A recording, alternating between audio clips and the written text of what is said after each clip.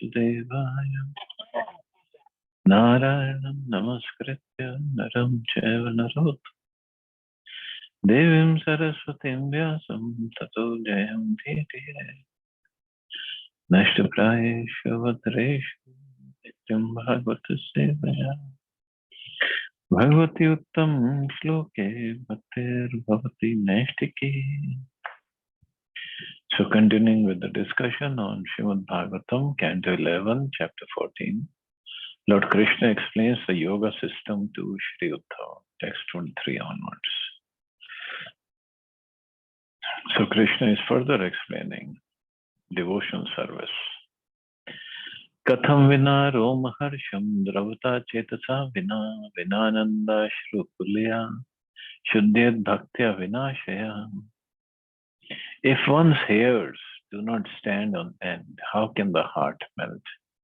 And if the heart does not melt, how can tears of love flow from the eyes? If one does not cry in spiritual happiness, how can one render loving service to the Lord? And without such service, how can the consciousness be purified? Wow, this is the standard actually. Loving service to the Lord is the only process that can completely purify one's consciousness. Such service produces waves of ecstatic love that completely cleanses the soul. As mentioned earlier by Lord Krishna to Shri Uddhava, other processes such as self-control, pious activities, mystic yoga, penances, etc. certainly purify the mind, as stated in many authorized literatures. Such processes, however, do not completely remove the desire to perform forbidden activities. But pure devotion service rendered in love of Godhead is so powerful that it burns to ashes any obstacle encountered on the path of progress. The Lord has stated in this chapter that loving service to Him is like a blazing fire that burns to ashes all impediments. In contrast, the small fires of mental speculation or mystic yoga can be extinguished by sinful desires at any moment. Thus, by hearing Srimad Bhagavatam, one should ignite the blazing fire of loving service to the Lord and burn to ashes the network of material illusion. So, yes, only bhakti can purify the heart, purify the consciousness completely. That not even have any desire to perform forbidden activities. Not even just that. Not even desire for any material possessions either. That can only be done by bhakti. And what kind of bhakti? The pure, loving service. When one's heart when one's hairs start standing on the end, heart start melting, tears of love flowing from the eyes when we're performing that devotion service. That means all the ecstatic symptoms show up in the body of a devotee. That is pure devotion service. Vagagad gada dravate yasya chittam rudati abhikshanam hasati kvachich vilajjod gayati nrityate cha mad bhakti yukto bhuvanam punati. A devotee whose speech is sometimes choked up, whose heart melts, who cries continually and sometimes laughs, who feels ashamed and cries out loudly and then dances. A devotee thus fixed in loving service to me purifies the entire universe. Wow. Vagagada refers to a highly emotional state in which the throat is choked up and one cannot express oneself. Vilaja indicates that a devotee sometimes feels embarrassment due to bodily functions and memories of past sinful activities. In this condition, a devotee loudly cries out the holy name of Krishna and sometimes dances in ecstasy. As stated here, such a devotee purifies the three worlds. Now the question is, how can a devotee, just by dancing in ecstasy or crying, he can purify the three worlds, purify the entire universe? Because everybody has to do his own devotional service, own tapasya, own austerities, own sadhana to get purified. But it's also said, when a devotee chants and dances in the Sankirtan of the Lord, in the Harinam of the Lord, when he raises his hands, he purifies the upper planetary systems. And with his waist, when he's dancing and his waist is moving, he's purifying this planetary, earthly planetary system. And with his feet, when he's dancing and jumping, he's purifying the lower planetary systems.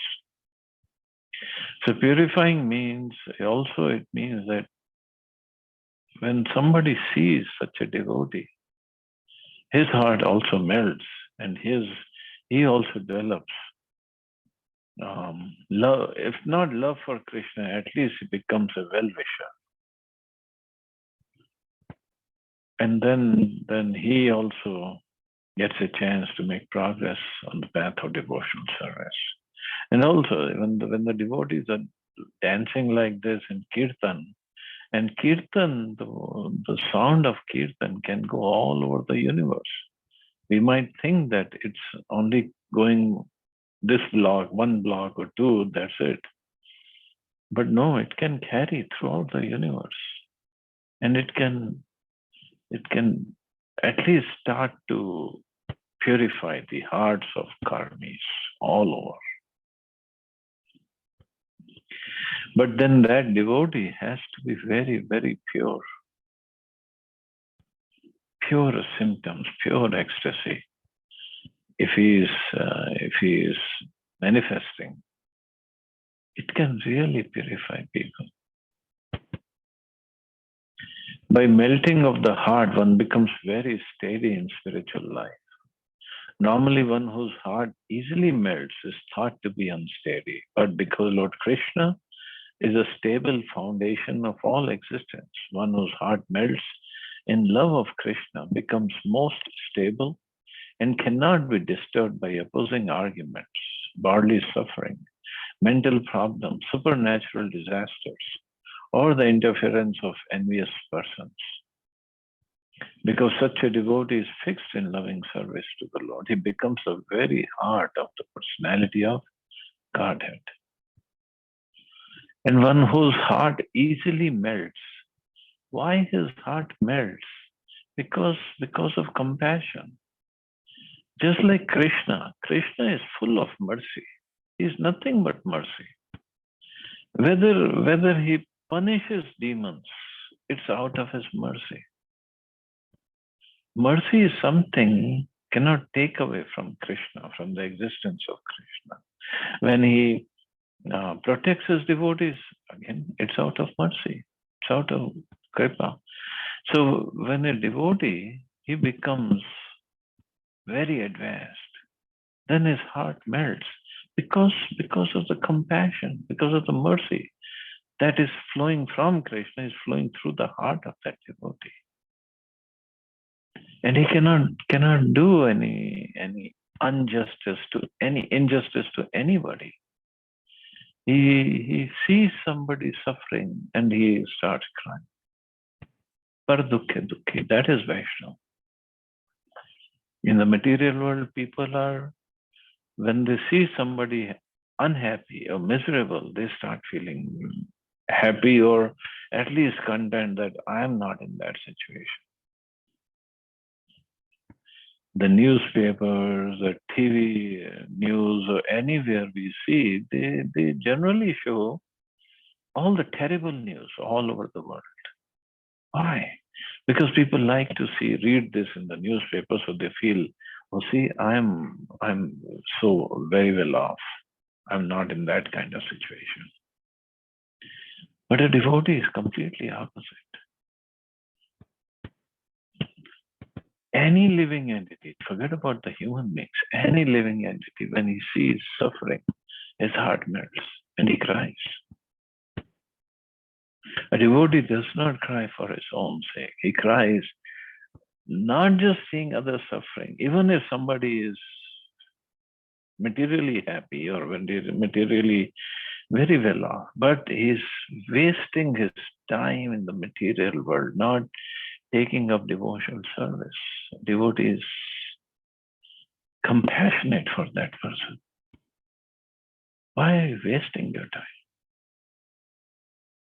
Many, many examples are there. And the devotees have approached such karmis.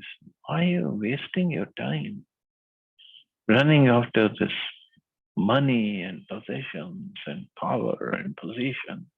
What's the use?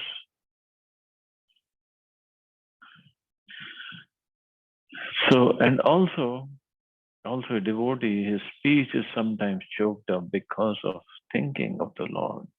And Vilajja feels ashamed of his past misdeeds, as something he has done in the past.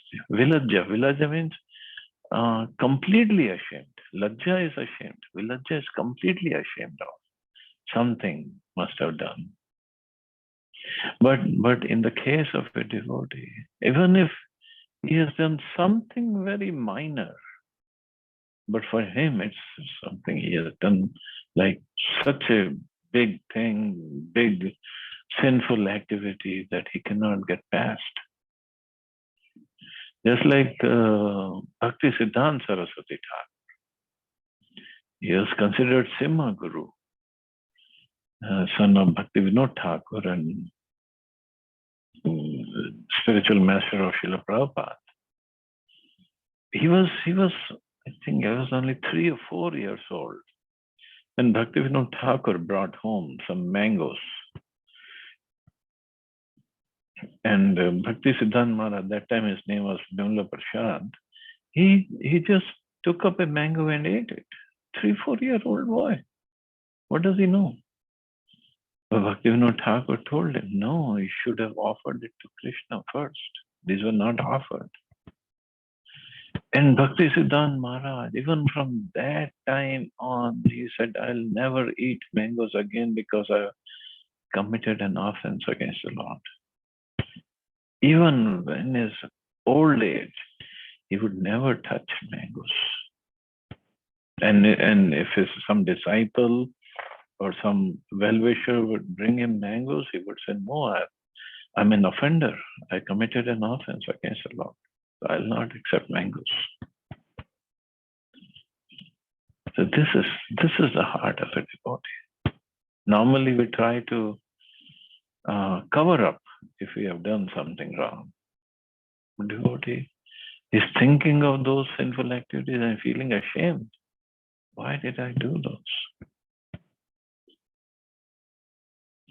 And that is when he's very steady. One becomes steady in spiritual life. Because Krishna is there. He is fixed in loving service of Krishna. And Krishna is most stable. And so the devotee is also very stable. Yathagnina hema malam jahati matam puna swam bhajate cha swarupam atma cha karmanushayam vidbhuya mad bhakti yogena bhajati atho mam. Just as gold, when smelted in fire, gives up its impurities and returns to its pure, brilliant state, similarly, the spirit soul, absorbed in the fire of Bhakti Yoga, is purified of all contamination caused by previous fruitive activities and returns to its original position of serving me in the spiritual world. So Bhakti Yoga is like the fire that purifies living entity. According to Srila Vishwanath Chakravarti Thakur, this verse indicates that the devotee goes back home, back to Godhead, and there worships Lord Krishna in his original spiritual body, which is compared to the original pure form of smelted gold. Gold alloyed with inferior metals cannot be purified by water and soap. Similarly, the heart's impurities cannot be removed by superficial processes. the heart's impurities. So, anarthas, kam, krodh, lobh, moh, mad, matsarya. Basically, the impurities are start with the kam. Kam means to enjoy separately from Krishna, to engage ourselves more and more in sense gratification. Those are the impurities. Because a real thing is for a soul to serve Krishna, the original, completely pure thing. But when these impurities take over or cover up the soul, the consciousness becomes like that. And then we are just stuck here in the material world, taking birth again and again to try to fulfill those desires. How to remove those impurities? The process is devotion service. Because by engaging devotion service, we develop so much of love for Krishna that we don't even want to think of satisfying those material desires. Because we have given the heart, the soul, some higher taste. Not just some higher taste, the highest taste.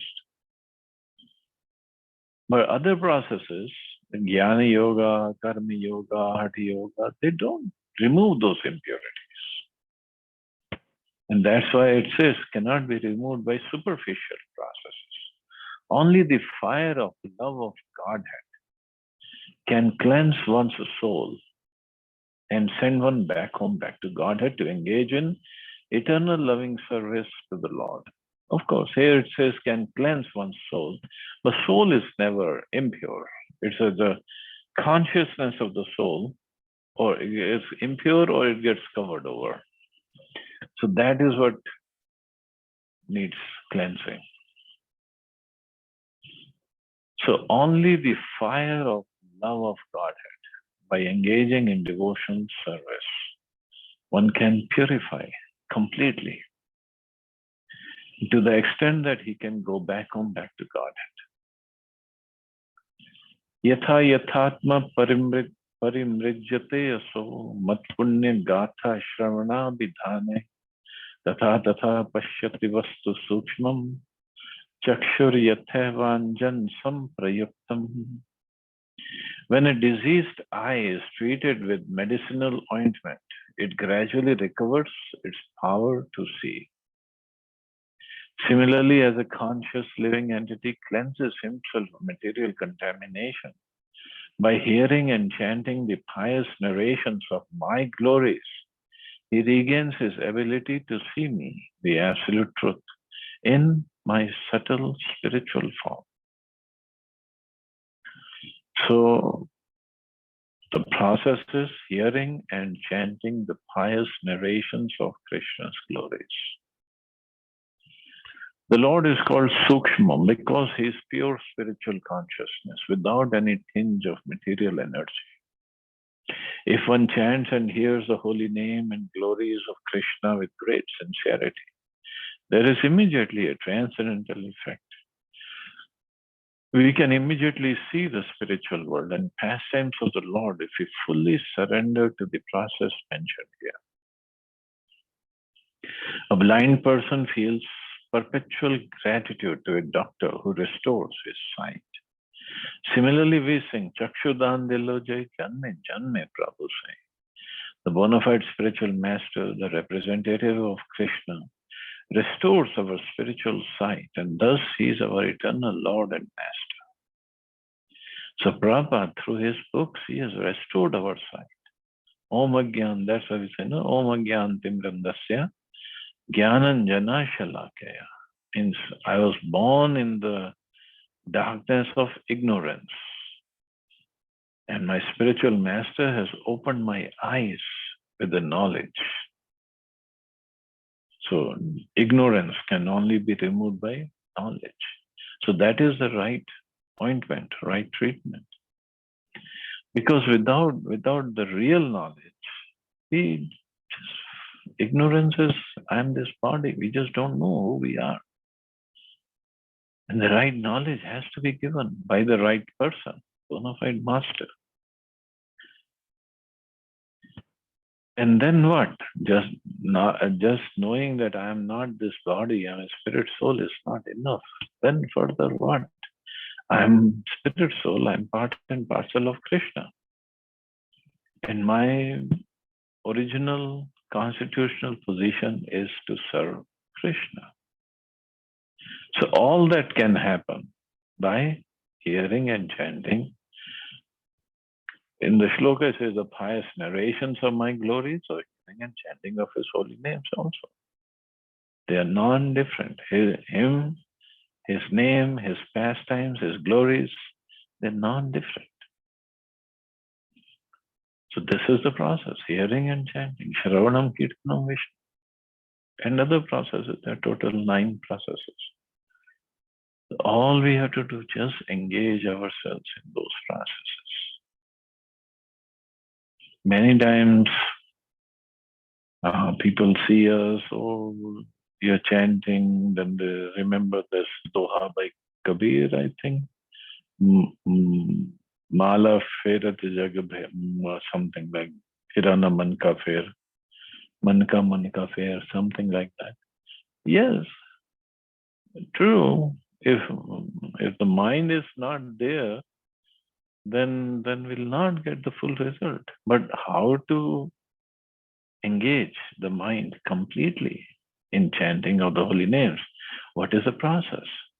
This is the process. From no concentration, no attention to full attention takes time. This is the only process. There is no other way. It's not just a switch we can turn on one day. Okay, now my mind is completely attached or completely attentive in chanting, in hearing. Not going to happen. It takes time. This is the only way.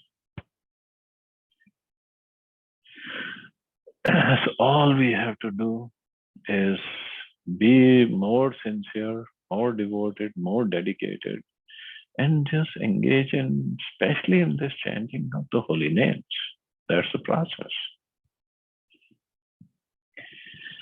Vishayam dhyayatasthittam vishayeshu vishajyate mam anusmaratasthittam mayeva praviliyate. The mind of one meditating upon the objects of sense gratification is certainly entangled in such objects. But if one constantly remembers me, then the mind is absorbed in me. One should not think that one can attain complete transcendental knowledge of Krishna by mechanically engaging in worship of the Lord. Lord Krishna states that one must endeavor constantly to keep the Lord within one's mind. Endeavor constantly. This is a process. Anusmarata, or constant remembrance, is possible for one who always chants and hears the glories of Lord Krishna. It is therefore stated, Shravanam Kirtanam, Smaranam, the process of devotional service begins with hearing, Shravanam, and chanting, Kirtanam, from which remembrance, Smaranam, develops. One who constantly thinks of the objects of material gratification becomes attached to them. That's what happens with us. We start thinking of something material and we develop attachment for them. Dhyayato Vishyan Pumsa Sangasteshu Pajayate. But the material gratification things, the objects of material gratification, the problem is mind keeps on hovering from one object to another, to another, to another. The mind does what? Attachment and detachment at the same time. So we don't, in material world, we cannot be fixed on one thing forever. No. Mind keeps on going from, okay, this thing we got, okay, now, next what? Then what? Then what? Then what? But spiritually, Krishna's lotus feet, that's it. That's all we want. Oh, Krishna's holy name. That's all. If we can get attachment to, that's good enough. We don't need to go anywhere else. So one who constantly thinks of the objects of material gratification becomes attached to them. Similarly, one who constantly keeps Lord Krishna within his mind becomes absorbed in the Lord's transcendental nature and thus becomes qualified to render personal service to the Lord in his own abode. So we have to take our mind from material objects to Krishna. And in a way, it is good that materially mind cannot be attached to one thing forever. It keeps on hovering because the real thing is Krishna, that the mind has to be attached to. So all we have to do is force it. When we don't want to chant, fine, force it. We don't want to attend the classes. We don't want to study Prabhupada's books. Force. Whether we understand anything or not, doesn't matter. Read. And slowly, we develop love for it. We develop attachment for reading. And then, because it is not different from Krishna, even Bhagavatam is not different from Krishna. Slowly, this will happen. It will not happen in one day, but it will happen. And that's when it says, thus becomes qualified to render personal service to the Lord in his own abode, in the spiritual world. So this is the only way. There's no other shortcut for this. So I guess I can stop here. See anybody has any questions or comments.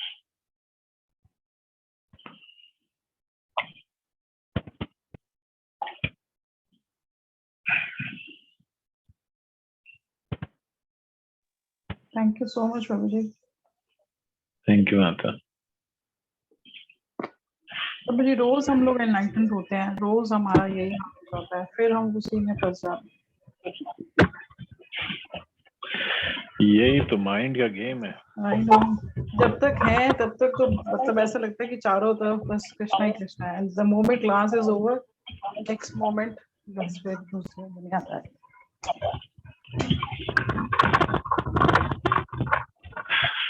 यही तो किसी तरह अपने आप को engage करना है। हम हो रहा था। Thank you Prabhu ji, thank you. ठीक है, थैंक यू महात्मा। हरे कृष्ण, जय श्री हरे कृष्ण, जय श्री राम।